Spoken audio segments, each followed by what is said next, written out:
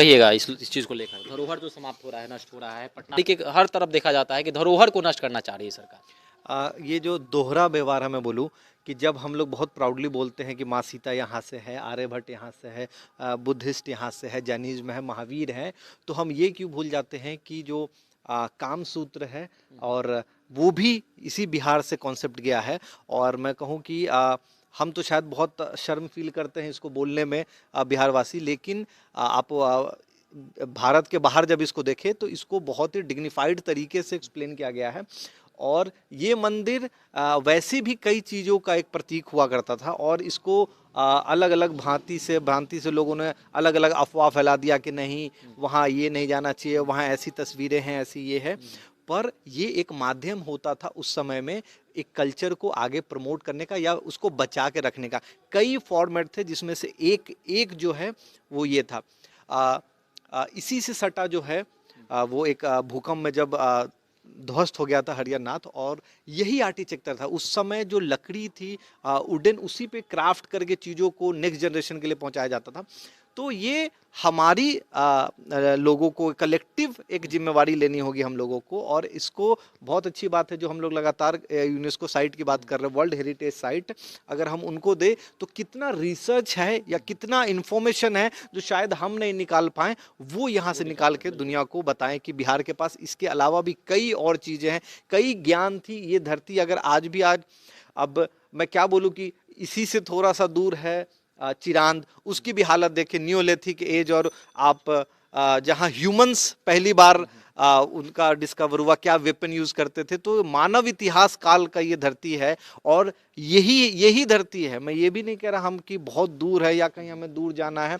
और आज नेपाल में जितना भव्य स्वागत है, यहाँ के कई लोग अपने मनोकामना के लिए वहाँ जाते हैं। अभी थोड़े टाइम पहले मैं आपको बता दूं कि नेपाल ने जो इनिशिएटिव लिया, ये आपके दर्शकों को ये पता होना चाहिए कि उन्होंने 60,000 यात्रियों को भेजा खुद के पैसे से बस करके, जिसको हमने भी कवर किया था, और उनको ये सारे हेरिटेज को घुमाया।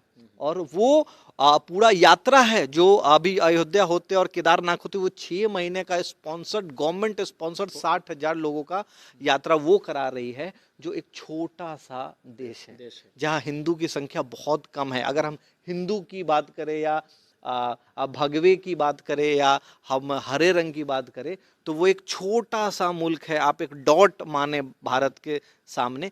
वो जब इतना खर्च कर सकती है, इतना अपने कल्चर के लिए प्राउड फील कर सकती है, लोगों को अपने स्पॉन्सर्ड बस से भेज सकती है कि जाओ भारत में घूम कर आओ। बहुत कम ऐसा देश है जो ये कहता है कि एक महान देश या महान संस्कृति से जुड़ कर आओ। और तब तक कंप्लीट नहीं होता जब यहाँ वो उनकी पूरी यात्रा हरिहरनाथ से हुई, फिर वो गया होते, अयोध्या होते, वो केदारनाथ होते, वो जितने भी हमारे गंगा सागर होते, वो सारे धाम कंप्लीट करके जब वो लोग नेपाल पहुंचेंगे, तब वो अपने आप को वो देश मानता है कि हाँ, हमने एक महान संस्कृति को अपनाया है। चलिए देखिए, बहुत तरह की बातें हैं यहाँ पर। ये जो जगह है या ज्ञान का भंडार है, इतिहास से जुड़ी कई चीज़ें यहाँ पर हैं। आप यहाँ पर अगर आते हैं तो काफ़ी चीज़ें आपको देखने को मिलेंगी। पर अब हो सकता है कुछ सालों के बाद यह तमाम चीज़ें आपको देखने को न मिले। सरकार से निवेदन होगा कि इस जगह को विकसित कीजिए। यहाँ पर काफ़ी पर्यटकों का अंबार लग सकता है, पर्यटन से जुड़ा जो है काफ़ी यहाँ पर संभावनाएं हैं।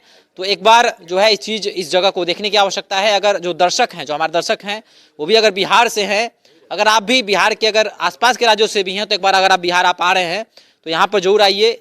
यहाँ पर काफ़ी अच्छी चीज़ें जो है आपको देखने को मिलेंगी, जो कि इतिहास को दर्शाती हैं। तो नेपाली मंदिर के बारे में आपके क्या विचार है, आप भी हमारे साथ साझा कर सकते हैं। धन्यवाद।